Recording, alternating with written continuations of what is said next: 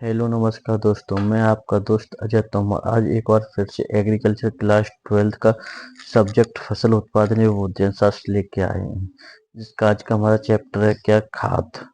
चलो आज हम जानते हैं खाद। खाद क्या होता है। खाद खाद वह पदार्थ होता है जिसमें पेड़ पौधों के लिए आवश्यक पोषक तत्वों के साथ साथ जमीन की उर्वरकता शक्ति बढ़ाने की क्षमता होती है। खाद कहलाती है। खाद दो प्रकार के होते हैं। तो खाद जैसे कही जाती है पेड़ पौधे ने कही जाता है अपनी वृद्धि के लिए उनके पोषक तत्वों की आवश्यकता होती है। सो जो खाद अपन मिट्टी के द्वारा पोषक तत्वों को पेड़ पौधे मिट्टी के अंदर से पेड़ पौधे जो पोषक तत्व ग्रहण करते हैं जिससे वो वृद्धि कर सके, अच्छी फसल उत्पादन हो सके, अच्छे जमीन में जो हम उर्वरक डालते हैं वो खाद होती है। खाद के प्रकार के होते हैं, दो प्रकार के होते हैं। कौन कौन से? एक जैविक खाद, एक रासायनिक खाद। जैविक खाद और रासायनिक खाद। खाद के प्रकार के होते हैं दो प्रकार, जैविक और रासायनिक। जैविक खाद और रासायनिक। अब सबसे पहले हम जानते हैं रासायनिक खाद। रासायनिक खाद में फर्टिलाइजर यानी उर्वरक भी कहते हैं। रासायनिक खाद है फर्टिलाइजर उर्वरक भी कहते हैं। जो अगले चैप्टर में है उर्वरक यानी फर्टिलाइजर, दूसरा चैप्टर। इसमें सिर्फ इतना ही जानेंगे रासायनिक खाद क्या है। चलो जानते हैं रासायनिक खाद। रासायनिक खाद वह खाद होता है जो कारखानों में मनुष्यों द्वारा केमिकल से बनाई जाती है। मनुष्यों द्वारा कारखाने में केमिकल, जैसे फैक्ट्री में जो खाद तैयार की जाती है रासायनिक खाद कही जाती है। इसमें दो तत्व यानी मनुष्य की आवश्यकता अनुसार एक तत्व या दो तत्व या उससे अधिक तत्व भी अधिक मात्रा में, इसमें दो तत्व भी पाए जाते हैं। इसमें ज्यादातर एक या दो तत्व अधिक मात्रा में पाए जाते हैं। रासायनिक खाद कहलाती है पौधों को तत्काल पोषक प्रदान करती है। यानी खाद दे देते हैं अपन, तत्काल पोषक प्रदान करती है। इसकी शक्ति कुछ दिनों के लिए रहती है। जैसे कि कोई खेत है, खेत में हम पेड़ सरसों बोई कि गेहूं की बुआई करी हमने, तो इसमें जो हम यूरिया खाद है बढ़ाने के लिए यूरिया खाद देते हैं। यूरिया खाद दे दिया, कई जाते हैं यूरिया खाद दे दिया। यूरिया खाद देने के बाद जो पौधे या गेहूं या सरसों, पौधा जल्दी बढ़ जाता है, जल्दी लंबाई आ जाती है, उसमें वृद्धि हो जाती है। और अपनी वो कई जैविक खाद है जो बनाई घोड़े की खाद है, जैविक खाद है जो केंचुआ खाद है, कि हरी खाद है। ये क्या है कि धीरे धीरे उसको पोषक तत्व देगी। जैविक खाद रासायनिक खाद है। जैसे इस साल हमने कही जाता है गेहूं की फसल करी, उसमें दे दिया। फिर गेहूं की फसल बाद अगर मूंग की फसल करेंगे कि अगले साल हम कोई और फसल करेंगे तो उसमें फिर देना है हमको, देने पड़ेगा कि याद यूरिया खाद। मुझे कही जाता है जो अपने जो होते हैं जैविक खाद होती है वो एक बार खेत में डाल दिया। जैसे घूरा है, घूरा को कही जाता है एक बार खेत में डाल दिया, 2-3 साल के लिए अपन उसमें नहीं डालते, उनको ये खाद देने की जरूरत ही नहीं रहती है। ऐसे इनकी शक्ति कुछ दिनों के लिए ही चल रहती है। अब जानते हैं जैविक खाद। जैविक खाद वह खाद होती है जो सड़े गले पदार्थों को भूमि में मिलाए जाने पर भूमि की उर्वरकता शक्ति में वृद्धि होती है तथा पौधों की बढ़वार में सहायक होते हैं। जैविक खाद कहते हैं, अर्थात ये भी खाद होते हैं जिनमें जीवाश्म पाया जाता है। जैसे कि या तो खाद है, ऐसे अपन ने खाद है जैसे गोबर खाद है, केंचुआ खाद है, हरी खाद है कि केंचुआ खाद, हरी खाद, वर्मी कंपोस्ट, जो जो अपने आते हैं जैसे खाद माद जिस क्या है वाल केंचुआ खाद देख लें अपन, यानी वर्मी कंपोस्ट देख लें। उसमें क्या है कि केंचुआ जो सड़ी गली सब्जी है कि हरा चारा है कि पत्ती है कि गोबर है, उनको खाता है। फिर उनको खाने के बाद पाचन क्रिया के द्वारा जो निकालता है वो सब कई जाते हैं वर्मी कंपोस्ट होता है। वो भी तो सड़ गले की होती है। कूड़े की यानी गोबर खाद है। गोबर खाद है अपन के, या तो गोबर को ले जाके गड्ढे में डाल देंगे। गड्ढे में पानी रहेगा तो इसमें सड़ेगी सड़ेगी सड़ेगी तो उसमें वो रहेगा, ज्यादा तत्व होंगे, सही खाद होगी। जो पत्ती कूड़ा हरा चारा कूड़ा करकट गोबर जो जितनी अच्छी तरीका से सड़ेगी गलेगी उसमें उतनी अच्छी तरीका से कई पोषक तत्व होंगे फसल के लिए। ठीक है, वो होती है अपने जैविक खाद। अब जानते हैं गोबर खाद। जैविक खाद क्या प्रकार की होती है? ये गोबर खाद, कंपोस्ट खाद, वर्मी कंपोस्ट खाद, हरी खाद। गोबर खाद जो गांव गांव में लोग क्या जाते हैं एक टाइम ढेर सी इकट्ठा कर देते हैं भैंस का गोबर, वो गोबर खाद हो गई। कंपोस्ट जो सड़े गले सब्जी, घर का कूड़ा, भैंस का कूड़ा कचरा होता है, जो शहरी कचरा होता है, उसको भी आते एक जगह इकट्ठे करते, सड़ा गला के जो करते वो गो कंपोस्ट खाद हो। वर्मी कंपोस्ट कैंचियों द्वारा बनाई जाती है। वर्मी कंपोस्ट होगी हरी खाद, जो फसल खेत में फसल उगाई उगाई वो जो वो हो गई लंबी हो गई, उसमें कम के या तो दे के लंबी हो गई, उसको हैरो या पलटा हर द्वारा जोत के मिट्टी में मिला देते हैं। मिट्टी मिलाने के बाद फिर वो जो उर्वरक तत्व टूटती है, हरी खाद हो गई। अब चलो जानते हैं इसकी पहली गोबर खाद। गोबर खाद पशुओं के गोबर, मलमूत्र, पशुपालन का कूड़ा एवं पशुओं द्वारा छोड़ा गया चारा आदि से निर्मित खाद को गोबर खाद कहते हैं। गोबर खाद 3 प्रकार से बनाई जाती है। मैंने जैसा भी बताया था, गोबर खाद पशुओं के कूड़ा हुआ, पशुओं के नीचे जो बिछावन होती है वो हुआ, पशुओं का गोबर हुआ, पशुओं द्वारा जो खनौट पशुओं की खनौट या लड़ोरी में जो चारा होता है वो होगा कि बस फैला देते हैं, वो हुआ कि पशुओं के जो बिछावन होते हैं वो हुआ कि इस घर की जो सब्जी सड़ी गली होती है वो होगा, जो जाके एक जगह इकट्ठी कर देते हैं, वो अपनी गोबर खाद होती है। गोबर खाद कै प्रकार की होती है? 3 प्रकार की। आइए चलिए जानते हैं गोबर खाद कै प्रकार की है। गोबर खाद 3 प्रकार से बनाई जाती है। कैसे?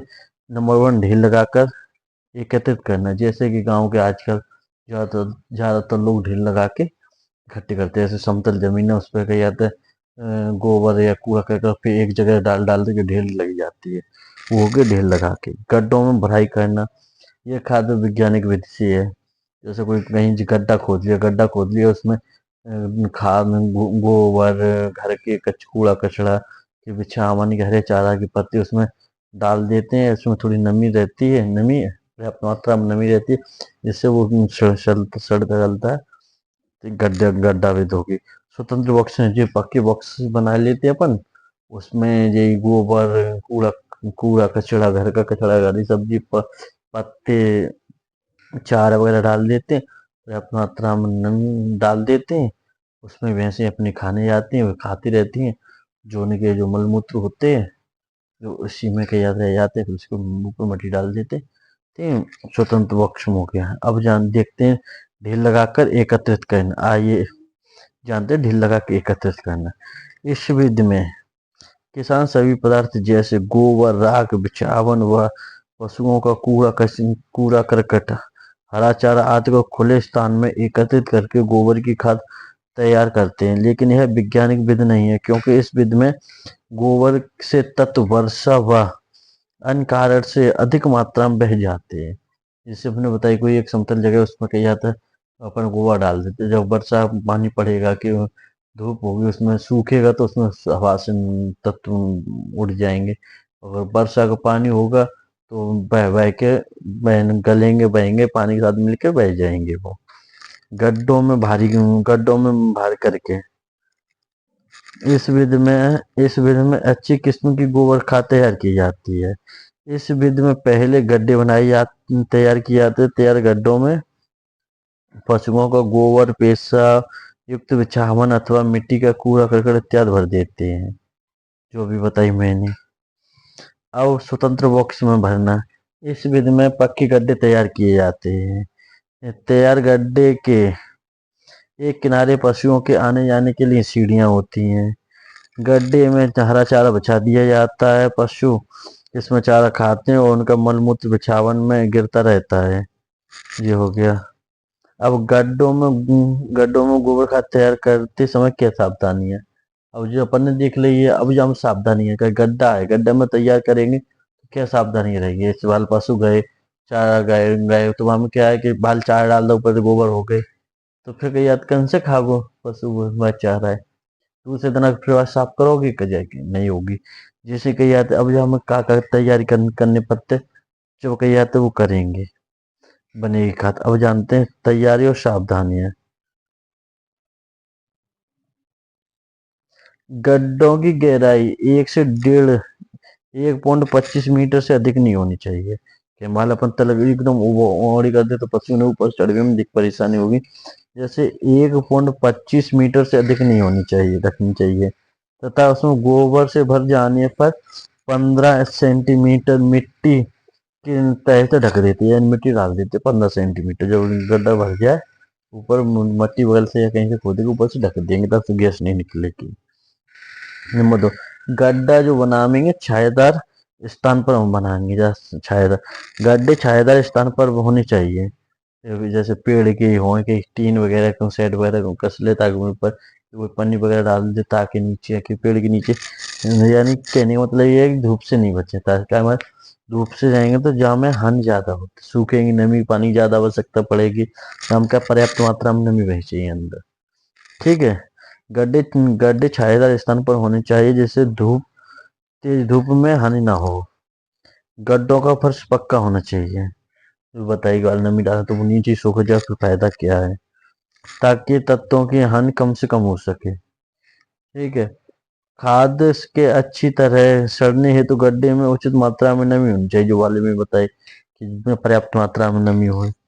खाद के गड्ढे बस्ती से दूर होने चाहिए, क्या जो सड़ेंगे गलेंगे तो वहां में गंदगी सी निकलेगी, तो दूर होने चाहिए।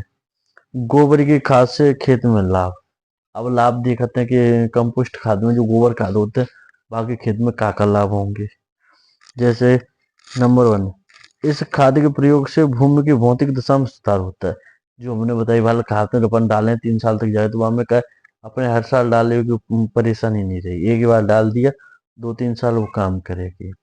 और दूसरी चीज, गोबर खाद छोटे छोटे छोटे बारीक दाने में होगी, वो क्या मट्टी में मिलेगी, तो मट्टी में जब मिलेगी तो जहाँ वो मट्टी में पड़ेगी, यानी कोई चीज ऐसा अपन है, अपने को एक डिब्बा में शक्कर भरे, शक्कर के कितने कण होंगे, तो सामान सांस रहेगी, तो चींटी वहां अंदर तक चली जाएगी कि नहीं, वो दबोच जाएगी शक्कर में, तो वो मरेगी नहीं। जैसे ही अगर जी खाद अगर मिट्टी में रहेगी तो हमारी सांस रहेगी, सांस रहेगी तो पानी की क्षमता, वायु अंदर तक चली जाए, पानी अंदर तक चले जाओगे, जिस रहेंगे। अब जानते हैं इस खाद के प्रयोग से भूमि की भौतिक दशा में सुधार होता है। खाद डालें तो सुधार हो जाए, फिर की खाद डालने की जरूरत ही नहीं है, आवश्यकता ही नहीं है। नंबर 2, भूमि की जल धारण क्षमता बढ़ती है, जो वाला में बताओ कि पानी अंदर तक चले जाओ, सांस से रह जाते हैं गोबर खाद की वजह से। नंबर 3, भूमि में लाभदायक जीवाणुओं की भागीदारी से उसकी उर्वरकता शक्ति अत्यंत बढ़ जाती है। जितने जो छेद रहेगा तो हम कीटाणु होंगे, जो कीड़ा अंदर जो होते हैं, ये आसानी से आवागमन कर लेंगे। और भूमि में वायु संचार में वृद्धि होती है, इसके परिणाम स्वरूप स्वरूप जड़ों का उचित विकास होता है। सांस होंगी तो जड़ें आराम से फैल कई हद तक फैल जाएंगे, आराम से सांस होंगी तो जड़ आराम से ग्रोथ करेंगे और फैल जाएंगे। ठीक। अब अगले टॉपिक में मिलते हैं, तब तक धन्यवाद।